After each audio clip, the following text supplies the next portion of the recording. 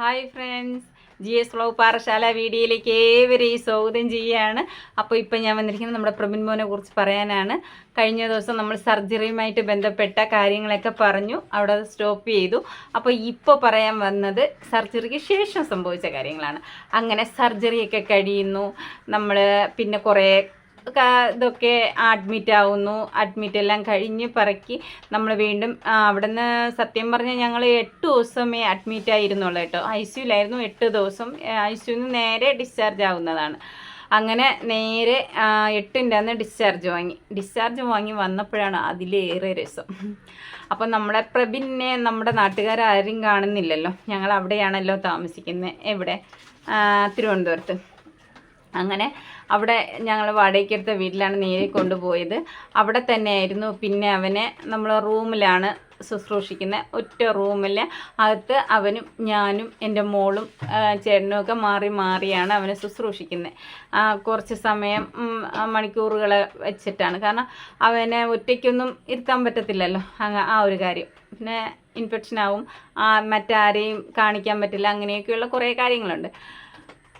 അപ്പോൾ അങ്ങനെ കുറേ ഇതായപ്പോൾ കുറേ നാട്ടിലുള്ളവരൊക്കെ വിളിച്ച് ചോദിക്കും, പ്രബിൻ എന്ത് ചെയ്യുന്നു എന്നൊക്കെ ചോദിക്കും. ഞങ്ങൾ കുഴപ്പമില്ല എന്നുള്ള രീതിയിൽ സംസാരിക്കും. വേറെ കൂടുതലായിട്ടൊന്നും പറയില്ല ആരോടും. എല്ലാവരോടും കുഴപ്പമില്ല അവനൊക്കെയാണ് എന്നുള്ള രീതിയിൽ ഇങ്ങനെ സംസാരിച്ചു. അങ്ങനെ പോയിക്കൊണ്ടിരിക്കുകയായിരുന്നു. ഇതുപോലെ ചാനൽ തുടങ്ങി. 3 മാസം വരെ പറയാനുള്ളവരൊക്കെ പറഞ്ഞു കഴിഞ്ഞു. കാരണം അവരെ കണ്ണിൽ ഇവനെ കാണിക്കുന്നില്ലല്ലോ. അതിനു മുന്നേ അങ്ങനെ തന്നെയാണ്. ഏകദേശം ഒരു 8-9 മാസം കൊണ്ട് എൻ്റെ പ്രബിൻ മോനെ ആരുടെ കണ്ണിലേക്ക് ഞങ്ങൾ കാണിച്ചു കൊടുക്കുന്നില്ല. അങ്ങനെയാണ് കൊണ്ട് നടന്നത്. അപ്പോൾ അങ്ങനെ ഏപ്രിൽ മാസത്തിൽ നമ്മൾ ചാനൽ തുടങ്ങുന്നു. ചാനൽ തുടങ്ങിയതിന് ശേഷമാണ് പ്രബിനെ കുറേശ്ശായിട്ട് ആൾക്കാർ ഇവിടെ കാണാൻ തുടങ്ങിയത്.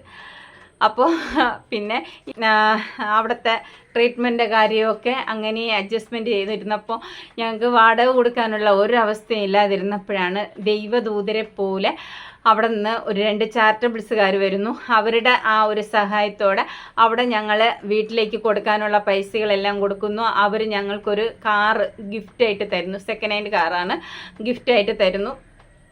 മോനാണ് തരണേ കേട്ടോ. മോൻ്റെ പേരിലാക്കിയിട്ടില്ല. ഇപ്പോൾ അവൻ്റെ പേരിലാക്കാൻ പറ്റില്ല. അപ്പോൾ അവൻ്റെ ഏജ് കറക്റ്റ് ആവുന്ന സമയത്ത് അവൻ്റെ പേരിലോട്ട് ആക്കി കൊടുക്കാനാണ് പറഞ്ഞിരിക്കുന്നത്. അപ്പോൾ ഇപ്പോൾ എൻ്റെ ചേട്ടൻ്റെ പേരിലാണ് ആ ഒരു വണ്ടി ഇരിക്കുന്നത്. അപ്പോൾ അങ്ങനെ ഞങ്ങൾക്കൊരു കാറൊക്കെ തന്നു. ഞങ്ങൾ അതും കൊണ്ട് ഞങ്ങൾ നാട്ടിലേക്ക് വന്നു. പിന്നെ അവിടെ വീടൊക്കെ ഒഴിഞ്ഞു കൊടുത്തു. പിന്നെ ട്രീറ്റ്മെൻ്റ് ഉണ്ട് ഞങ്ങൾക്ക്. ആഴ്ചയിൽ 2 ദിവസം 3 ദിവസം, ചിലപ്പോൾ ഒരാഴ്ച ഫുള്ളാണ് പോകേണ്ടി വരും. അങ്ങനെയൊക്കെ ഉണ്ടായിരുന്നു. പക്ഷേ അപ്പോഴും അവിടുത്തെ വാടക കൊടുക്കുന്നതിലും നല്ലത് നമുക്ക് ഇപ്പോൾ പുറമ്പോക്കായാൽ പോലും ഒരു വീടുണ്ടല്ലോ എന്നുള്ള രീതിയിലാണ് അവർ ഈ ഒരു കാര്യം നമ്മളോട് പറഞ്ഞ് ഞങ്ങളെ അവിടെ നിന്ന് എല്ലാം സെറ്റിലാക്കി ഇങ്ങോട്ട് വിടുന്നത്. അങ്ങനെ ഞങ്ങൾ ഇവിടെ വരുന്നു.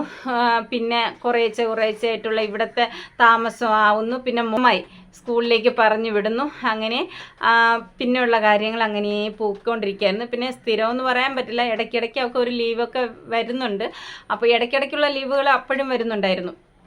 പിന്നെ മോനെ കൊണ്ട് ആഴ്ചയിൽ ഇതേപോലെ തന്നെ കീമോ ഞാൻ ഓൾറെഡി നിങ്ങളോട് വേറൊരു വീഡിയോസിൽ പറഞ്ഞിട്ടുണ്ടല്ലോ. 5 days ഉള്ള വീഡിയോസും കീമോയും ഉണ്ട്. 5 days അല്ല, 7 days ഒക്കെ വരുന്ന ഒരു കീമോ 5 days ആണെങ്കിൽ 2 days നമുക്ക് ട്രിപ്പും കൗണ്ടിൻ്റെ ഇഞ്ചക്ഷനും ഒക്കെ ഉണ്ടായിരുന്നു. അപ്പോൾ അങ്ങനെ ആ ഒരു ഇതിൽ നമ്മളിങ്ങനെ പൊയ്ക്കൊണ്ടിരിക്കുമായിരുന്നു. ചിലപ്പോൾ 7 ദിവസം 8 ദിവസമൊക്കെ പോകേണ്ടി വന്നിട്ടുണ്ട്. സ്ഥിരം അങ്ങനെയൊക്കെ പോകേണ്ടി വന്നിട്ടുണ്ട്. പിന്നെ 21 ദിവസം കഴിയുമ്പോൾ ഇതിൻ്റെ ഇടയിൽ ചെക്കപ്പുകളുണ്ട്. പിന്നെ 21 ദിവസം കഴിയുമ്പോൾ വീണ്ടും പോകണം. ഈ 21 ദിവസത്തിൻ്റെ ഇടയിൽ 2 ദിവസം ചെക്കപ്പുണ്ട്. പിന്നെ വീണ്ടും 21 ദിവസം കഴിയുമ്പം വീണ്ടും ഇതേപോലെ നമ്മൾ സ്ഥിരം 3-4 ദിവസം പോകണം. അത് കഴിയുമ്പം വീണ്ടും 2 ദിവസം ഈ 21 ദിവസത്തിൻ്റെ ക്യാപ്പ് ഇട്ട് 2 ദിവസം ചെക്കപ്പിന് പോകണം. അങ്ങനെ കുറേ അങ്ങനെ പോയും വന്നും അങ്ങനെ ട്രീറ്റ്മെൻറ്റ് കണ്ടിന്യൂസ് ആയിട്ട് പോയിക്കൊണ്ടിരുന്നത്. ഇതാണ് ഞാൻ നിങ്ങളോട് പറഞ്ഞത്. ഇതിനെല്ലാം ചിലവുണ്ടെന്ന് പറഞ്ഞാൽ നമ്മൾ പണം ഉണ്ടെങ്കിൽ മാത്രമേ ഇതൊക്കെ ചെയ്യാൻ പറ്റുള്ളൂ. ഇന്ന് പലരും ചോദിക്കുകയാണ്, നിങ്ങൾ RCC ആയാലും ശരി തന്നെ ഗവൺമെൻറ് ഹോസ്പിറ്റലായാലും ശരി. ഞങ്ങളിപ്പോൾ കഴിഞ്ഞ മാസം 1-ാം തീയതി മുതൽ 12-ാം തീയതി വരെ ഹോസ്പിറ്റലായിരുന്നു. കാരണം 1-ാം തീയതി പെട്ടെന്നൊരു നിങ്ങളെല്ലാവരും വീഡിയോസിൽ കണ്ടു കാണും, പെട്ടെന്നൊരു പനി വരുന്നു. അന്ന് പാറശാല ഹോസ്പിറ്റലിലേക്ക് കൊണ്ടുപോകുന്നു. തിരിച്ച് 2-ാം തീയതി വീണ്ടും 1-ാം തീയതി രാത്രി വീണ്ടും പനി വരുന്നു. രാത്രി വെളുപ്പിലെ തന്നെ RCC കൊണ്ടുപോകുന്നു. RCC തന്നെ കൗണ്ടിൻ്റെ ഇഞ്ചക്ഷനൊക്കെ എടുത്തു കഴിഞ്ഞിട്ട് ഇനി ഇൻഫെക്ഷൻ മാത്രമേ ഉള്ളൂ എന്ന് പറയുന്നു. മെഡിക്കൽ കോളേജിലേക്ക് അഡ്മിറ്റ് ചെയ്യാൻ പറഞ്ഞു. അപ്പോൾ ഞങ്ങൾ പറഞ്ഞു പാറശാല ഹോസ്പിറ്റലിലേക്ക് അഡ്മിറ്റ് ചെയ്താൽ മതിയെന്ന് പറഞ്ഞു. അങ്ങനെ തിരിച്ചവർ പാറശാല ഹോസ്പിറ്റലിലേക്ക് വിടുന്നു. അങ്ങനെ 12 ദിവസം അല്ലേ, 12-ാം തീയതിയാണ് ഞങ്ങൾ ഡിസ്ചാർജ് ആവുന്നത്. അപ്പോൾ 10 ദിവസത്തോളം നമ്മളവിടെ അഡ്മിറ്റാണ്. 10-11 ദിവസം അഡ്മിറ്റായിട്ടിരിക്കുകയാണ്. അതിനൊക്കെ ചിലവുണ്ട് നമുക്ക്. ചുമ്മാ ഒന്ന് നമുക്ക് ആരും ട്രീറ്റ്മെൻറ്റ് ചെയ്യില്ല. ഗവൺമെൻറ് ആശുപത്രി ആയാലും ശരി തന്നെയാണ്. ഒരു മഞ്ഞ കാർഡാണ് ഞങ്ങൾക്കുണ്ടായിരുന്നത്. എന്നിട്ട് പോലും ഈ ഒരു മഞ്ഞ കാർഡിൻ്റെ ഈ ഒരു മഞ്ഞ കാർഡ് കൊണ്ട് പോലും ഞങ്ങൾക്ക് ഒരു സഹായവും ഒരു ഹെൽപ്പും ഞങ്ങൾക്ക് ഹോസ്പിറ്റലിൽ നിന്ന് കിട്ടിയിട്ടില്ല. അവർ പറയുന്നുണ്ട് 100 ചില്ലറയും 300 സംതിങ് എൻ്റെ കയ്യിൽ ബില്ലൊക്കെ ഉണ്ട് കേട്ടോ. ഇന്ന് എൻ്റെ കയ്യിൽ ബില്ലൊക്കെ ഞാൻ ശേഖരിച്ച് വെച്ചിട്ടുണ്ട്. അപ്പം ഈ ഒരു ബില്ല് 350 അങ്ങനെയൊക്കെയുള്ള ബില്ലുകളാണ് നമുക്കുള്ളത്. എല്ലാ ദിവസവും അല്ല, ഒന്നര ദിവസം വിട്ടിട്ടുള്ള ബില്ലുകളാണ്. അപ്പോൾ അവർ പറയുന്നത് മഞ്ഞ കാർഡല്ലേ, അതുകൊണ്ട് നിങ്ങൾക്ക് കുറവാണ്. ഇതേ സമയം മറ്റേതെങ്കിലും കാർഡായിരുന്നെങ്കിൽ ഇതിനേക്കാളും ഇരട്ടി വന്നേനെ എന്നാണ് പറയുന്നത്. ഇരട്ടിയായാലും കുറവായാലും പൈസ തന്നെയല്ലോ അല്ലേ. നമ്മളെ സംബന്ധിച്ച് അത് ഉണ്ടാക്കണമെങ്കിൽ നമ്മൾ തന്നെ ജോലി ചെയ്യണം അല്ലേ. അല്ലാതെ വേറൊരിടത്തു നിന്ന് നമുക്ക് വരാനില്ലല്ലോ, വരുമാനം ഇല്ലല്ലോ. അതാണ് ഞാൻ ഈ വീഡിയോസ് ചെയ്യുന്നത്. ആ ഒരു കാര്യം കറക്റ്റ് ചെയ്യാൻ വേണ്ടിയിട്ടാണ് ഞാൻ ചെയ്തത്. അപ്പോൾ ഇതേപോലെ തന്നെ നമ്മൾ RCC പോയിക്കൊണ്ടിരുന്ന സമയത്തും ഇതിനേക്കാളിലും ചിലവാണ് ഞങ്ങൾക്ക്. മനസ്സിലായോ? ഈ ചെക്കപ്പ് കാര്യങ്ങൾ, blood test, scanning, CT, MRI, പിന്നെ പെറ്റ് സ്കാന്, പിന്നെ എന്തുവാണ് ഇനിയുണ്ടല്ലോ കുറേ ടെസ്റ്റുകൾ, എക്സ്റേ, ഇതിനൊക്കെ നല്ല എമൗണ്ടുകളാണ് ആവുന്നത്. നിങ്ങൾക്കത് മനസ്സിലാവോ എന്തോ എനിക്കറിയില്ല. RCCക്കകത്ത് പെറ്റ് സ്കാനിന് മാത്രം 11,300 രൂപയാണ്. അപ്പോൾ അതിനൊക്കെ 16,300 തോന്നുന്നു കേട്ടോ. അതിൻ്റെ ബില്ലുണ്ട്, ബില്ലിൻ്റെ കോപ്പിയാണെന്ന് തോന്നുന്നു. ബില്ല് ഞങ്ങൾ കൊടുത്തു. വേറെ നമ്മൾ RCCക്കകത്ത് തന്നെ നമുക്കത് ബില്ലൊക്കെ വാങ്ങും, അതിൻ്റെ ഇതൊക്കെ ഉണ്ട്. അപ്പോൾ അങ്ങനെയൊക്കെയുള്ള കാര്യങ്ങൾ നമുക്ക് ഉണ്ട്. അപ്പോൾ അതിന് പൈസയല്ലേ വേണ്ടത്? നമുക്കാരും ഓസിലൊന്നും ചെയ്യുന്നില്ല. പിന്നെ ഇൻഷുറൻസ് ആയിട്ട് ഞങ്ങൾക്കില്ല. അതും കൂടെ നിങ്ങൾ മനസ്സിലാക്കുക. അത്രയും കഷ്ടപ്പാടിൽ നിന്നിട്ടാണ് ഞങ്ങൾ ഇതെല്ലാം പ്രവീൺ മോന് വേണ്ടി ചെയ്യുന്നത്. ഇത് നിങ്ങൾ മനസ്സിലാക്കാനുള്ളവർക്ക് വേണ്ടിയിട്ട്, എല്ലാവർക്കും വേണ്ടിയിട്ടല്ല, അറിയാത്ത ആൾക്കാർക്ക് വേണ്ടി മാത്രമാണ്. ഈ ക്യാൻസർ എന്ന് പറയുന്ന രോഗം എന്ന് പറയുന്നത് ട്രീറ്റ്മെൻറ്റിൽ കൂടി എത്രമാത്രം നമുക്ക് സക്സസ്ഫുൾ ആവും എന്നൊന്നും ഞാനിപ്പോൾ പറയുന്നില്ല. പക്ഷേ അത്രയും മാത്രം നമ്മൾ എത്രമാത്രം മരുന്ന് അവർക്ക് കൊടുക്കുന്നു, എത്രമാത്രം ഹാപ്പിനെസ്സായി കൊടുക്കുന്നു, എത്രമാത്രം അവരെ മൈൻഡ് ഓക്കെ ആക്കി കൊണ്ടുവരുന്നു, അത്രമാത്രം നമുക്ക് ഇതിൽ നിന്നൊരു നല്ലൊരു കാര്യം തന്നെയാണ് കിട്ടുന്നതെന്നുള്ളത് എനിക്ക് മനസ്സിലാവുന്നുണ്ട്. പക്ഷേ ഇനി ഇതിൻ്റെ അപ്പുറം എന്തുവാണെന്നൊന്നും എനിക്കറിയില്ല. എനിക്ക് തോന്നുന്ന കാര്യങ്ങളാണ് ഞാൻ പറയുന്നത്. കാരണം അത്രമാത്രം ഞങ്ങൾ അനുഭവത്തിൽ കൂടി ഇരുന്നിട്ടാണ് ഇന്ന് ഞങ്ങൾ ഇവിടെ വരുന്നത്. ഞാൻ RCCയിൽ കാല് വയ്ക്കുന്ന സമയത്ത് കണ്ണുനീര് മാത്രമേ എനിക്ക് ബാക്കി ഉണ്ടായിരുന്നുള്ളൂ. കണ്ണുനീരൊഴിച്ചുകൊണ്ടാണ് ഞാൻ നിൽക്കുന്നത്. അപ്പോഴാണ് ഇന്ന് അവർ ഏത് ഭാഗത്ത് ഇരിക്കണമെന്ന് പോലും എനിക്കറിയില്ല.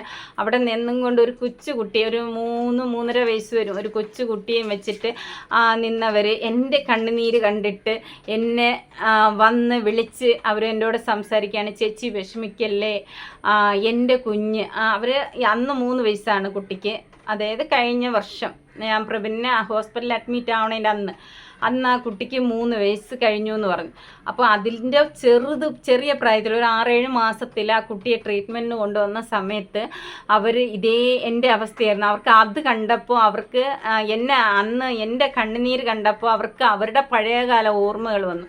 അപ്പോൾ അതുകൊണ്ട് അവർ എന്നോട് വന്ന് വിളിച്ച് പറഞ്ഞു, ചേച്ചി ഒരു കാരണവശാലും വിഷമിക്കല്ലേ, ഞാനും ഇതുപോലെ കണ്ണുനീരിൽ വന്നവളാണ്.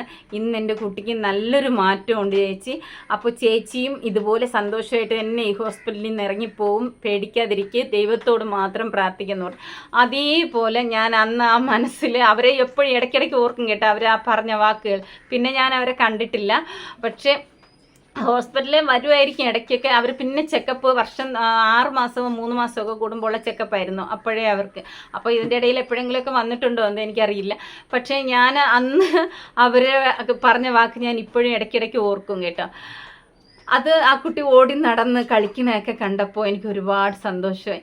അതേപോലെ എൻ്റെ കുഞ്ഞും നടന്ന് തിരിയണമെന്ന് ഞാൻ ആഗ്രഹിക്കുന്നുണ്ട്.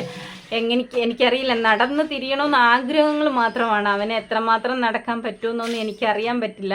ഇനി നമ്മൾ സ്റ്റെപ്പ് കാല് കൊടുത്താലും നമ്മളെപ്പോലെ ഒന്നും അവന് നടക്കാൻ പറ്റത്തില്ല. അതെന്തായാലും അങ്ങനെയാണല്ലോ.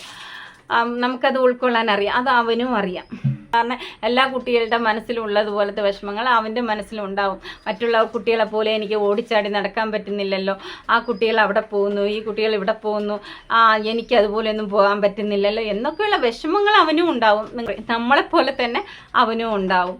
പക്ഷേ അത് ദൈവം കുറേച്ചായിട്ട് കാലക്രമേണ കൊണ്ട് അവൻ്റെ മനസ്സിലത് മാറ്റിയെടുക്കട്ടെ എന്ന് ഞാൻ പ്രാർത്ഥിക്കുന്നു. ഇത് ദൈവത്തിൻ്റെ മകനായിട്ടാണ് ഞാനിപ്പോൾ അവനെ കാണുന്നത്.